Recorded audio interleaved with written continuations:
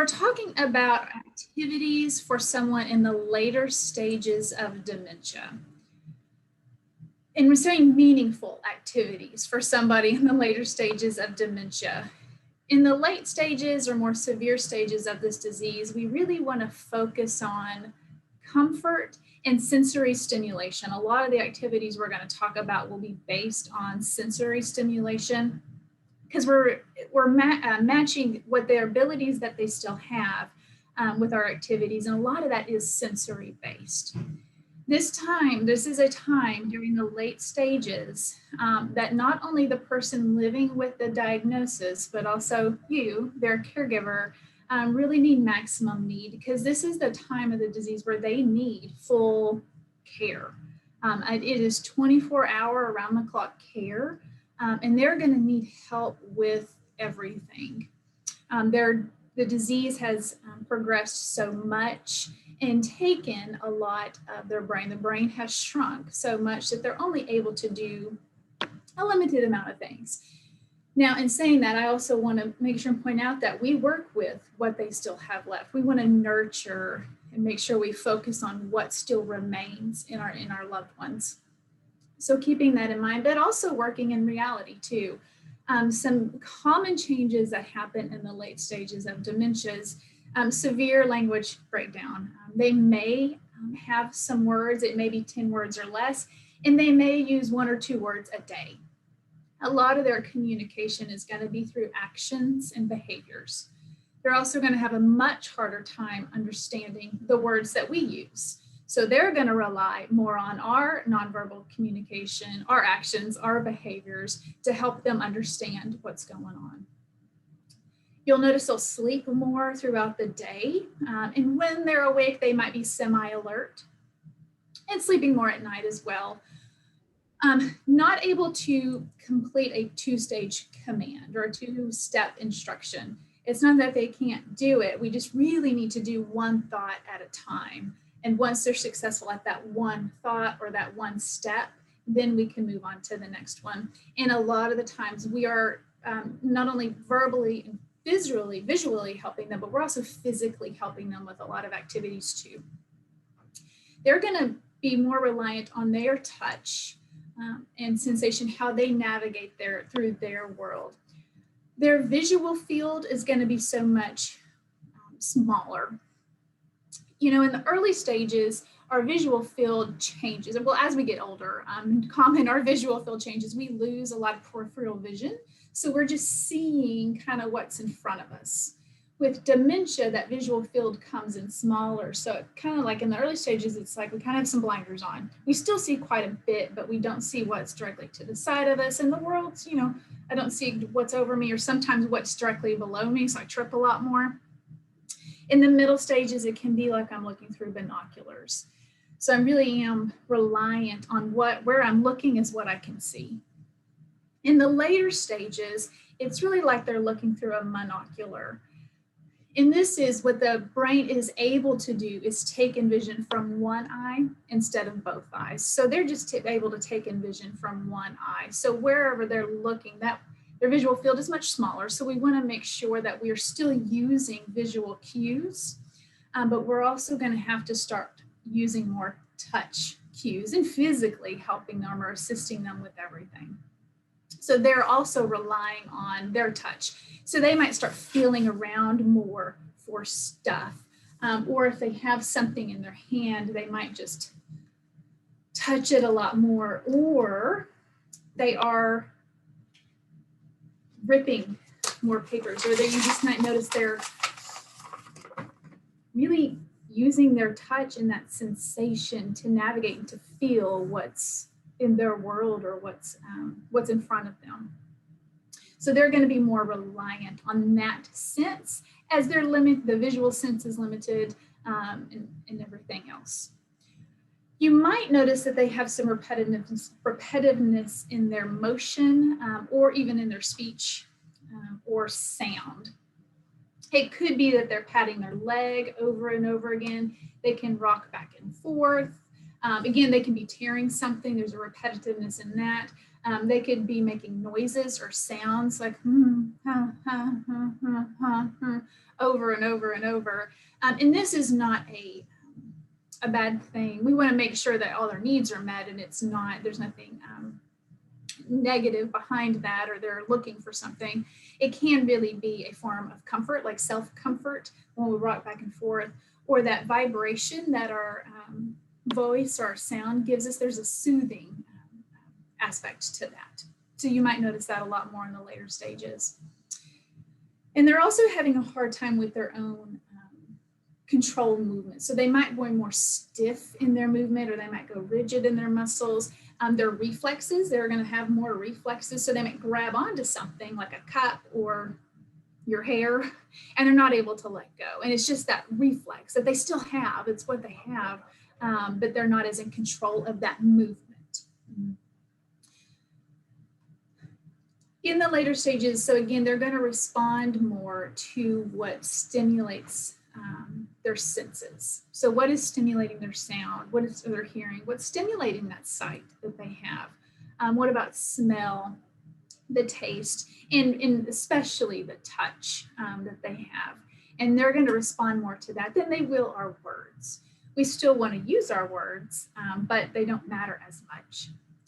So we want to be able to make sure that we find ways to stimulate their senses. And a lot of that's that sensory focus that we want to talk or we want to focus on. And really notice, how does it help them and how they feel in that moment? Because how I feel in this moment may be different than how I feel in 2 minutes from now. In that moment might be different. So it's really going with the flow, but how do they feel in that moment and working with those sensations? They're always going to be able to understand our nonverbal communication, and they're going to rely heavily on their nonverbal communication to express their wants, their desires, their needs. The need to express themselves and tell you what their wants are that never goes away. It's how they express that is what changes. Their reactions are going to be heavily influenced about their environment, and again, how they feel, what's that sensation. If they're in a comfortable environment or even a familiar environment, they're going to react more positively. They're also going to react more positively if we have positive body language. So we're part of their environment. Are we moving too fast? Are we talking too much? Are we being too loud? Are we expecting too much of them? We're part of that environment, and they'll respond to us in a certain way, whether they like it or not. They'll always also have the ability to connect with nature. So we want to bring in nature, and nature is restorative. There's a therapy behind nature and water. So we want to include that into their daily routine. That automatic social chit chat and that rhythm are what stays as well also. So music is going to be a huge activity and therapy for a later stage residents, but also they can do that social chit chat. There's a lot of rhythm to it. But it's, that's that, hi, how are you doing? It's good to see you. You look good today. Real short. I mean, we've been doing this for forever. We do this with little children. It's something that they just retain for a long time. So some best practices before we get into specific activities for the later stages.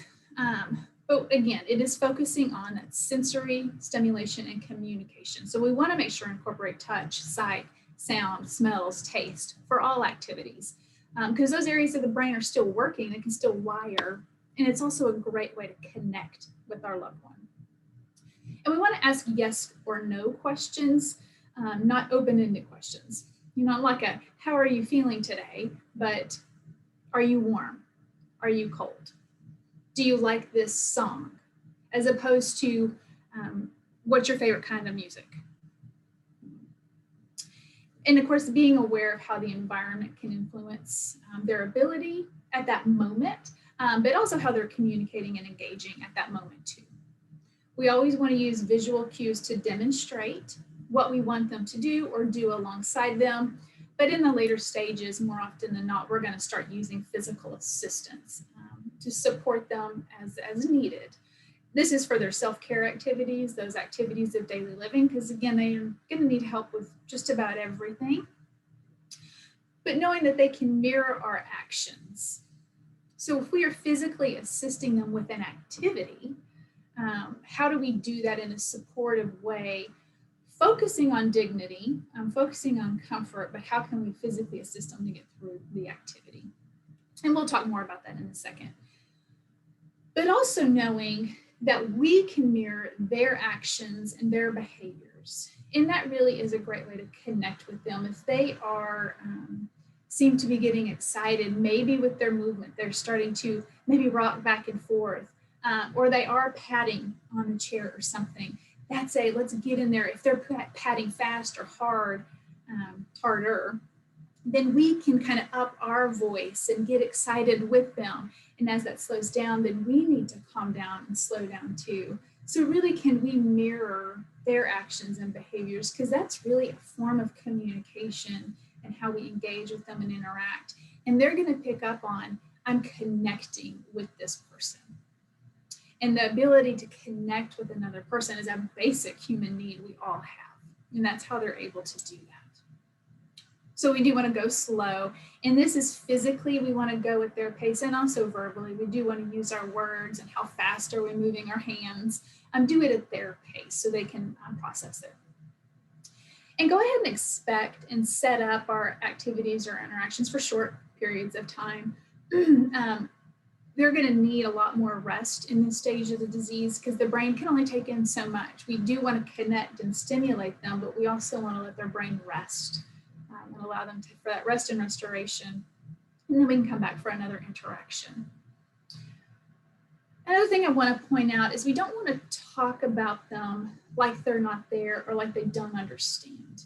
If I'm having a conversation with a spouse about my mom across the table and I'm talking about mom, she's aware that we're talking about her and she's not being included in the conversation or in the dinner to an extent. So I don't want to exclude her in that way. Not that we intentionally do that, but it's easy to do when we're not getting the feedback from our loved one or human being that we are expecting or that we've always gotten from them. So we want to be very aware of that. And it's hard in the later stages because they look sick at this point. And physically, it's just harder care in the later stages.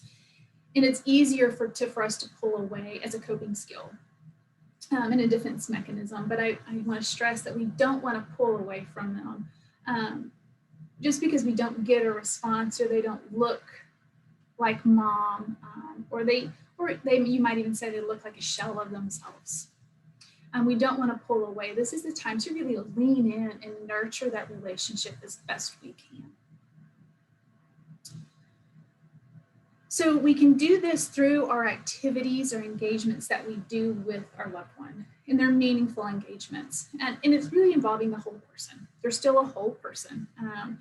We talked about this last week in the middle stage activities, but breaking up activities into 4 areas. Human beings kind of need these 4 areas to feel balanced. And that's purposeful activities, fun or leisure activities, self-care and wellness activities, and then rest and restoration activities. We all kind of have a balance of all these throughout our day and our week. So it's easy to organize activities for our loved one in these 4 areas and focus on what are some sensory and comfort activities I can do in these 4 areas. So some purposeful sensory activities we can do, or productive activities. Folding laundry. In folding socks or folding towels, I would say give them something easier to fold, a square towel, as opposed to those button-down shirts, which are real hard to fold, or pillowcases. Those are easier to fold. Socks are kind of easy to fold, but that's something purposeful. It's also repetitive that they can do. They can wipe down the tabletop, what's right in front of them. Just give them a cloth and they can just wipe that down. That's a purposeful activity. So they're contributing to the environment, or they're contributing to the home. They can sort colors, they can sort shapes, they can move one shape to this pile to this pile. That is a purposeful, productive activity. And then caring for things, caring for pets, caring for dolls, caring for plants. And there are 2 things, there are doll therapy and pet therapy that are used a lot in later stage dementia.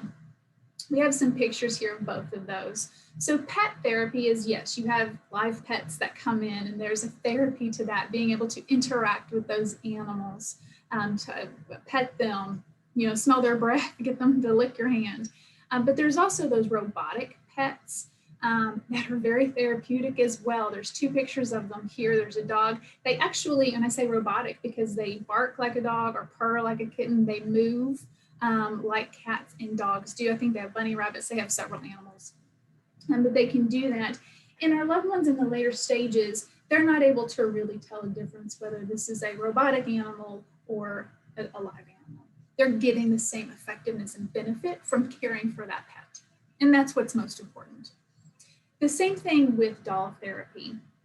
In this, there is some controversy around doll therapy, but it comes down to, if your loved one wants to take care of that baby or that doll and does not recognize that it's not a doll, but they are caring for something, then that's where the benefit in the therapy comes in. I will say I don't know that doll therapy is all that appropriate in the earlier stages. It depends on the person. But again, as the disease progresses, they're less aware. So if they have this doll that's lifelike, that they can take care of, there's so much therapy and effectiveness for not only productive activity, but there's wellness activity in there. There's fun and leisure, and rest and restorative therapy. For our leisure activities, some focused sensory activities there's dancing, chair dancing, just get them to move, get their arms up. And this may be they're doing it on their own, or you're dancing with them. So you grab them by the arms and you're moving slow with them and dancing to a song, right? That's fun. Everybody loves to dance. Sing. They have the rhythm. It's going to remain a long, long time. See, especially now as the holidays are coming up, I guarantee you that if you start singing some Christmas hymns, they're going to start singing along with you, those long-term memories and songs. They can even play musical instruments. Get those, and something easy, a maraca or a tambourine that you can just put in their hand and they can shake, and they're making noises, they're having fun. A lot of stimulation can come from that. You can sit down and visit with them. Look at pictures, kind of reminisce with them. Look at maybe old familiar objects for a short period of time. Whether they talk back to you, it doesn't matter. We're connecting with them, and they can look at a picture and they can smile and connect in that way. They can watch entertainers, or they can watch TV shows. If you're watching a TV show and say something very short, I would even really say something nature-based, or if you have an old childhood episode that they can watch, like Howdy Doody or something that they would be familiar with. And then there's those lava lamps or bubble lamps, fish tanks, fresh flowers. These are all those sensory, bringing in that sight, that touch, that smell that they can engage with. They're still able to do that. And those are ways to engage and get them active. Some self-care and wellness sensory activities. This is physically, we still want to get them moving, right? And they're range of motion exercises, but I have passive range of motion exercises on there, and a couple of pictures here. We might be the ones that are doing the range of motion exercises for them. If they can do their own, great. If they can mirror you lifting your arm up above your head, or stretching those arms out, stretching those legs out, great. They might be able to do that more so in the morning when they're a little bit more alert.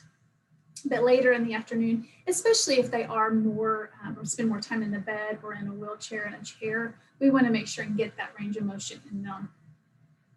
Some passive stretching as well. And that's just going to make them feel better when we get our body moving and get that blood flowing throughout all organs in our body. Walking and standing is also a wellness and self-care activity, especially in the later stages. And this can be, I'm getting them up just to walk from their chair to the bed, or from their chair to the bathroom. That's a walking activity. It can also be that I'm getting them to stand for a couple of minutes today. We're going to get up and we're just going to stand for a little bit. That's an activity. It depends on where your loved one's at, but consider that a self-care activity. We can keep them involved in those personal self-care tasks. So if we are helping them in the shower, we are helping them get dressed, we want to make sure and include them in that activity as best we can, to where their abilities are, match their abilities to and their skills to what activity it is. But using, especially in the later stages, any of these activities of daily living that we help them with can be considered an activity for sure. And then massage, of course, if we're doing just a gentle shoulder rub or hand massage, foot soaks, foot massages, putting lotion on the skin, all of that. It's wellness for me, it's wellness for our loved ones. And then, you know, again, we've talked about doing some tabletop activities, whether maybe they're cleaning and they're wiping down the table, or they're sorting, they're piling this color into this, or this shape and piling it over here into this pile.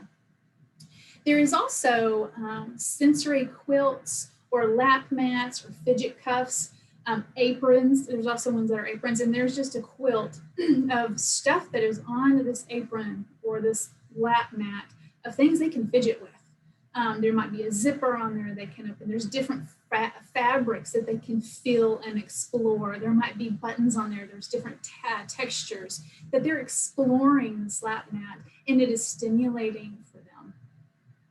And there, you can buy these really anywhere. There's the store, it's alzstore.com, I believe, where you can get a lot of these activities. And even on that website, they are organized into early stage, middle stage, late stage. But also reading aloud familiar stories, familiar articles, maybe scriptures, you know, keep them short. But something, an old rhyme, anything like that can be a sensory focused activity because they're hearing it. And then restful and restorative activities. Listening to old gospel music, if they're familiar with that, or a worship service. Animals, again, stroking, petting that animal. Fabric, just feeling the different textures of fabric. That massage, getting that foot soak or foot rub. Listening to wind chimes, being outside and hearing the wind, hearing the birds, smelling the air, feeling the sun on the skin. All of that is going to be sensory stimulating for them. Aromatherapy, and this can be, you actually have aromatherapy oils and the diffuser going on, but it can also be candles, scented candles or scented lotions. It can also be smells from the kitchen, right? I'm going to smell the baking cookies. So I get to hear the sounds of the kitchen. I get to smell that, and then I get to taste it because I get to have a bite of that cookie. More short naps, short naps. If we're going to make a nap an activity, if you can, try and get them into the bed to do that short nap and then back into a chair or wheelchair, as opposed to just falling asleep in your chair. Listening to the music, rocking in a chair, a walk, or a stroll outside. Maybe we just go outside and stroll with them or roll with them. And of course, listening to those familiar readings or those poetries or stories. We are doing that. We want to keep them short, right?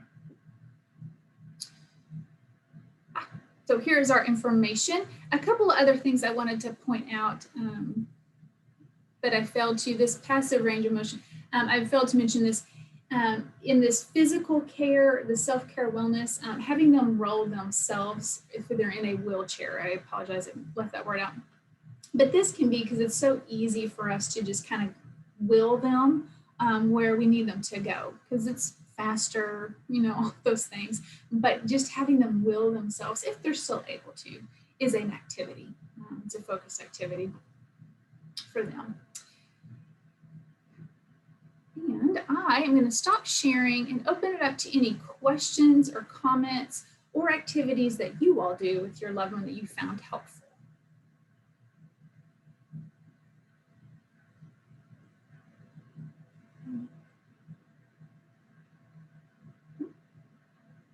Well, okay, if there is no questions or comments, thank you all for being here.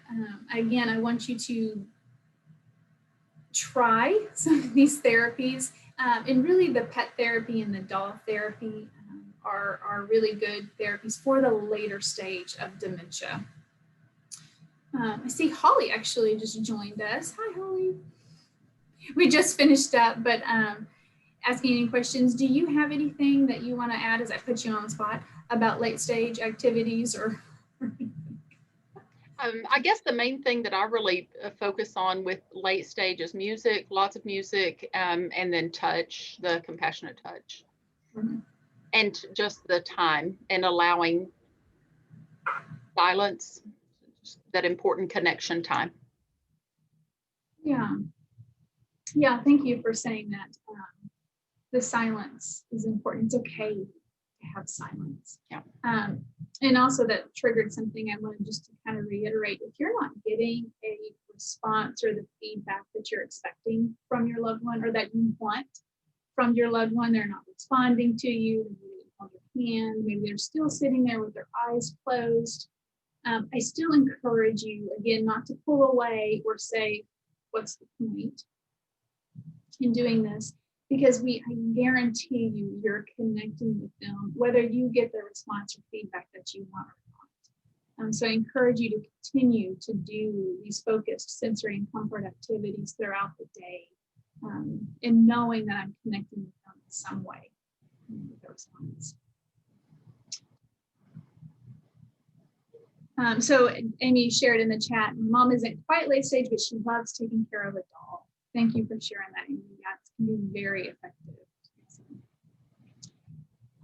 And a question, should you always warn them before touching? I had read that on alz.org site. Yes, if you can, for sure. It's saying their name, it's getting within that visual field I talked about. So if I can get in their visual field and get their attention visually first, and then kind of go in, can I touch you? Or they'll reach their hand out, or if you do touch them and they kind of wince away or you startle them, then we want to back off. But a visual cue first, and then saying their name, hi, before you touch, absolutely. And always making sure, especially this time of year, this is just something I have to work on. I'm sure I can't be the only one. My hands stay cold. And so I have sure been known as I go up and I'm talking with residents to sit on my hands, just to put my hands like under before and then I will say things, even when people are at end of life, kind of telling them I'm getting ready to touch them by saying things like, I'm going to look at your feet now, I'm lifting up the covers. And so I'm telling them what I'm doing, even when it appears that they may, because we know that amygdala is still intact and that they can still hear. They can hear all the way till end of life. They can hear and they can feel touch all the way till they take that very last breath. So it is important to let them know so that we don't startle, but making sure your hands are warm, because I have touched a couple of people and had them pull back. And that's on me. That's my fault. Yep. So another question, sometimes my mom gets very possessive of her dolls and stuffed animals, thinking someone is going to hurt them. And sometimes she connects with the doll to the exclusion of all else. Any suggestions on how to deal with this? First thing that comes to my mind is to kind of meet her where she's at and say, you are taking such good care of these babies or these animals. We're so lucky to have you take care of them. And just kind of validate where they're at. And maybe if you can take the conversation or distract them elsewhere, or just have them continue to take care of the doll. Sometimes we have to ask ourselves, what am I trying to fix or change here? If she seems content and okay with that, then let her take care of those animals or those dolls. If she's not, it's hurting her, she's not eating or she's not getting out of bed or something like that.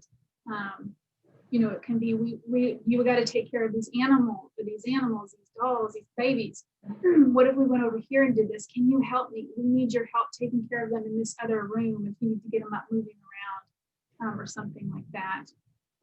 Holly, do you have any other suggestions? Yeah, because I saw she also just put sometimes she won't eat because she won't disconnect with the doll.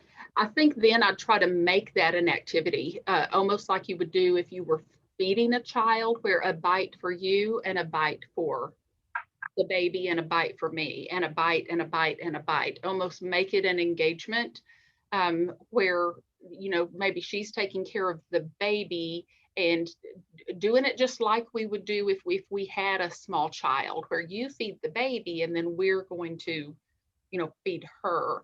Or give this a taste and let's see if this is good for the baby, that kind of, I made this for the baby, not for her, and see if she'll taste it. Trying to involve her in it. And then I saw moms at home yesterday who decided she was going home. I asked her where home was. Okay, so this is really, really common. I could not convince her that this was her home of 44 years. What could I have done better? Many times when they start doing that, home is not the home of 44 years. Home is the home where she grew up. That's the home they start talking about. And if you've got pictures of that home, lots of people have like a picture of everybody standing on the front porch of the house they grew up in. Many times that's the home that they're talking about, not the home that you would call home or the home you grew up in. But trying to convince, usually like you found out, that just doesn't work, because you're not going to convince them.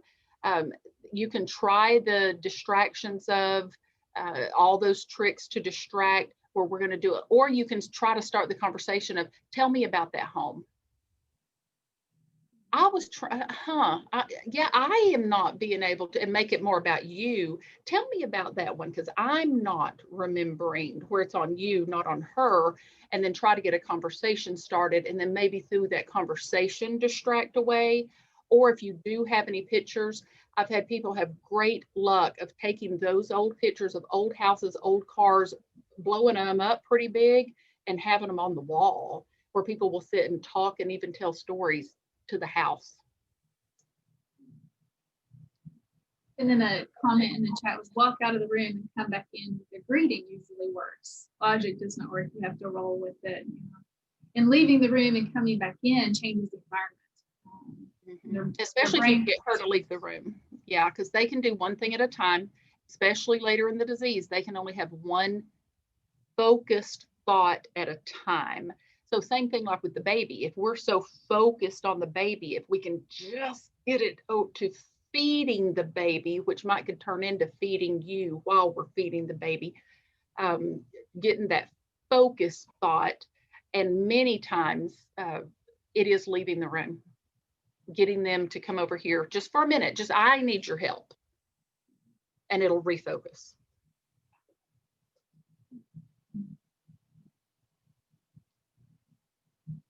Well, we thank y'all so much for your engagement and your time. Again, we'll send you the slides and the copy of this recording this afternoon, along with the registration information and details for the upcoming programs. We appreciate y'all. Thank you so much. Thank you. Bye. Thank you. Bye.